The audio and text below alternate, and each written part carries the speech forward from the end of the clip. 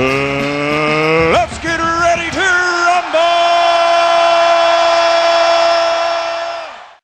I don't know if there's any empirical data on this, but we can say those who choose their chosen sport from a young age are more than likely to be successful at it than those who start later, because you just become more instinctive by picking it up when you're younger as opposed to at a later age.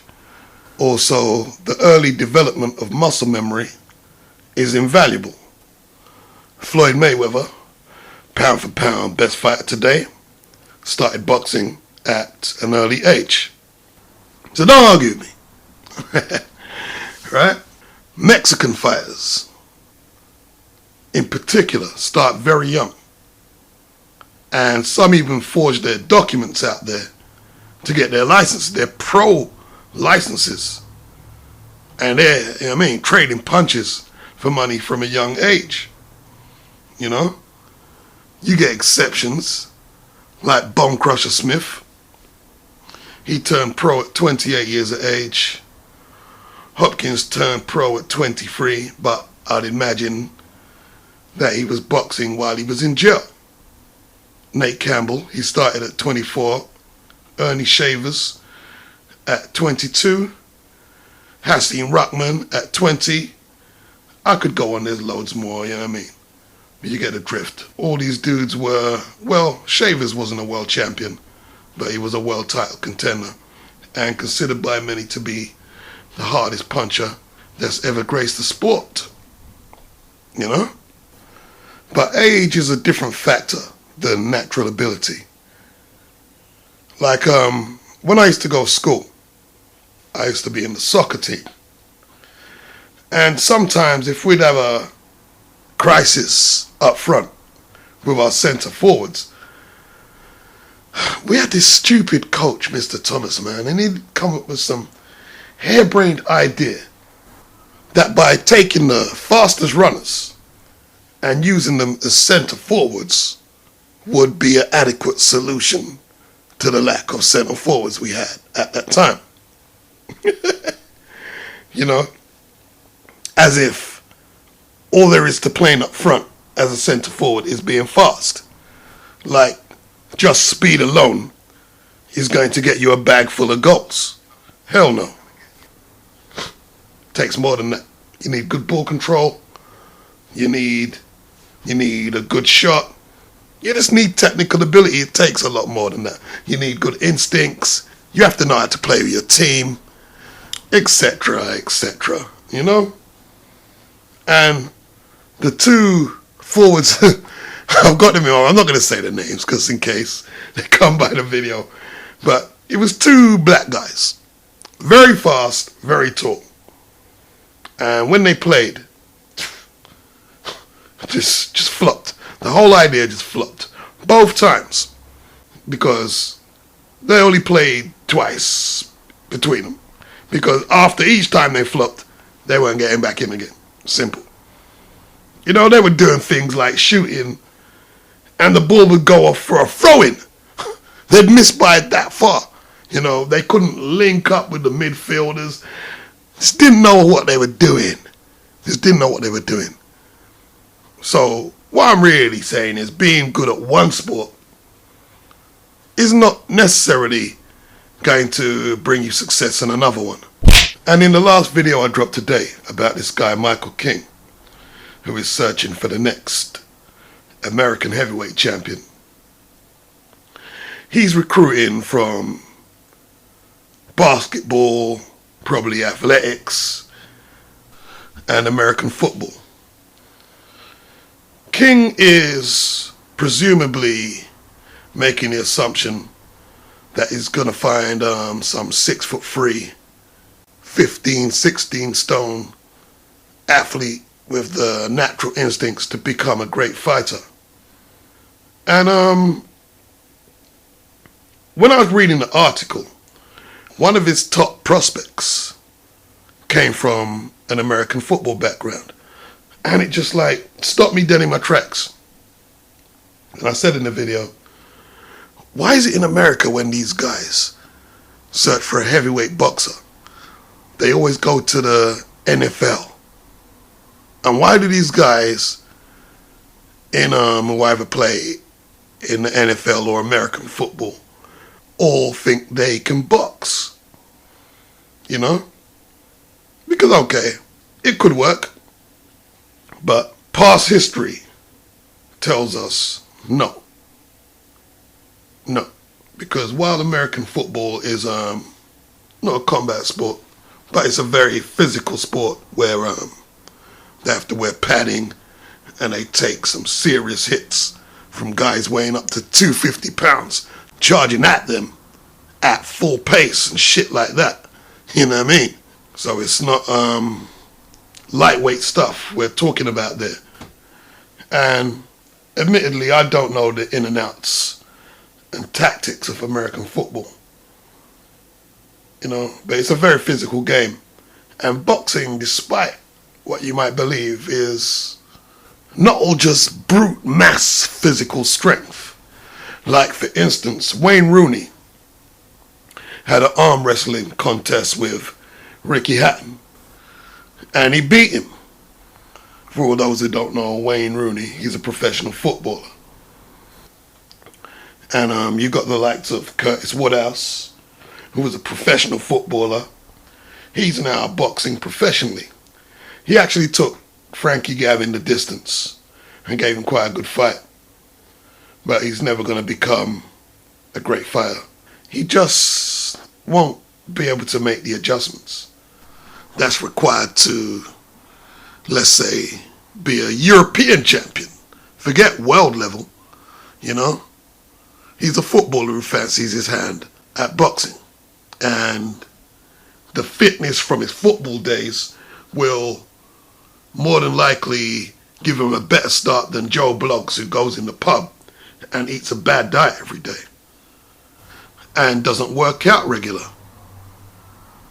And the other factor is the time that he spent as a kid where he really wanted to be a professional footballer, and more than likely he sacrificed a lot of stuff, like eating his favorite food, maybe chasing girls around and things like that at certain times, and going out when all his friends were doing that because he had training and dietary commitments.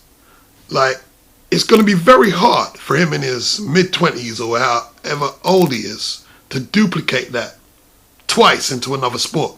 That's just how it is, man. You know what I mean? And even though he wasn't at the top level of professional football, it still takes a lot of training and dedication, you know. There's no doubt about that. I mean, you're not going to find too many sportsmen who are successful in two sports. They might be able to be great at one of them and no more than moderately efficient and competent at the other. I'm sure that Michael Jordan turned his hand at baseball. And I'm not claiming to be no expert on domestic American sports, but I'm sure he didn't do that good at it. I mean, put me straight if he did, but I'm sure he didn't. That's what I'm gauging from my memory of what I read or heard. It's like Muhammad Ali. He fought that Japanese guy who was, I suppose, he was a mixed martial artist, really. He was a wrestler stroke karate man. And apparently, I don't think Ali threw more than 7 punches for the whole fight. And it was a weird affair. I've never seen it. And I think it was declared a draw because the mixed martial artist was penalized several times, and that cost him the fight. And basically, Ali was out of his element. He probably thought to himself, what's the difference? Look how fast I am. I can take whatever I do within the Queensberry rules and be just as effective fighting a mixed martial artist. And It just doesn't work like that. You know what really fucking annoyed me, because I'm a boxing supporter, you know what I mean? Is when Ray Mercer went into MMA and a couple of them MMA fighters took liberties with him, you know what I mean? Like even Kimbo Slice, catch him in a leg lock and make him tap out. And I didn't used to like watching Ray doing that. You know what I mean? But in one moment of inspired genius, Ray managed to psychologically get in Tim Silver's head. And he got to his ego. And he made Silver believe that he could beat Mercer no matter what it was, MMA or boxing. So, Silver got it into his head he could box.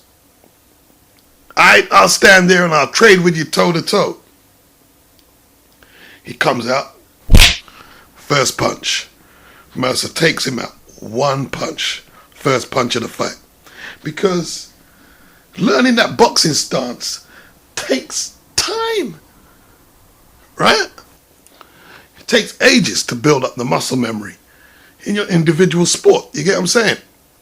So when you first start boxing, you go to a gym and you start sparring. Because you don't know what you're doing, your brain gets scrambled, your mental energy goes into overdrive, and it just sends out lactic acid to your arms because you're not in control of your muscles. You know what I mean? And then on the other hand, you get other people who are very well coordinated athletes who've never been in a boxing gym before, but they go in there and they just have a natural jab. They have natural speed, natural defensive instincts. Like if you watch the kids come into a boxing gym and they go to the speed bag, some of them will just go just pick up the rhythm within a few tries. While other people, it can take them months. Some never. They'll just never have the coordination. You know? Because more than likely, we're all assigned some kind of gift. Well, at least most of us. Some may never discover it. You know, it's like my friend Brian. When we was kids, we used to listen to a lot of dancehall, and like, let's say it was Daddy Tiger. He made a tune. Like Brian would listen to that. He'd pick it up what was said, and he'd be able just to reiterate the whole style back, and he'd be able to do a freestyle in his own words. And he just had that natural wit, charisma, and voice projection. And he'd come up with witty stuff, good, coherent, clear. And you're like, boy, if he took this serious, he could actually probably make records. But he didn't bother with that. He went on to run his own security firm with his brothers and shit like that. And to him, it was just a laugh. But to people watching, it was very impressive, you know? Especially for girls watching him do that, you know what I mean? That was just his thing. But to him, it was no big deal. You know what I mean? And before I get too sidetracked, the whole concept of this video was about why these people search for NFL players or gridiron or American football, as you guys would call it, like to become boxers.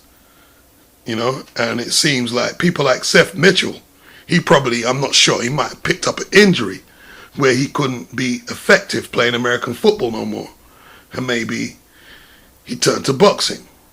And maybe I'll be proven wrong, but the past history tells us that American football is not a strong gene pool to breed boxers.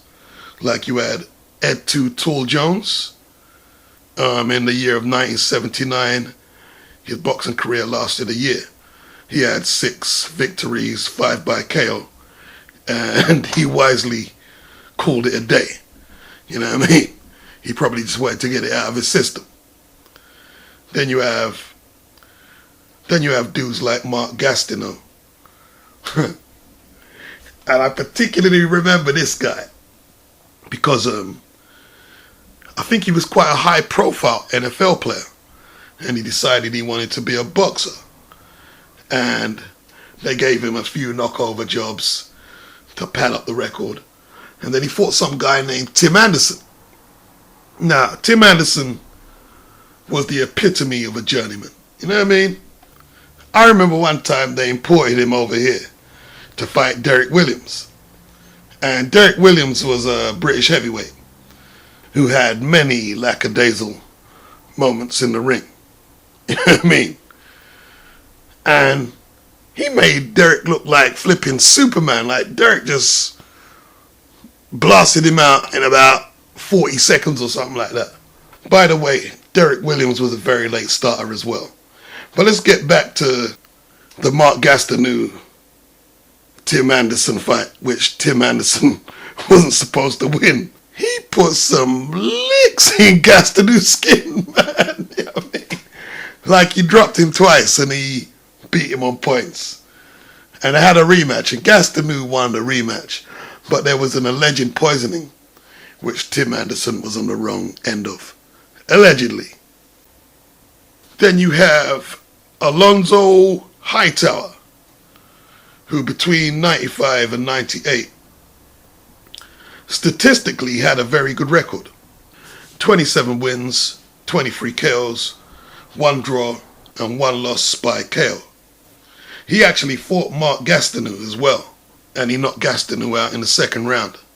So right now, Seth Mitchell isn't even fighting to be a top heavyweight contender. He's fighting to be the best fighter who's come from the NFL and tried boxing. You know, because let's face it, he's supposed to be the top American heavyweight contender.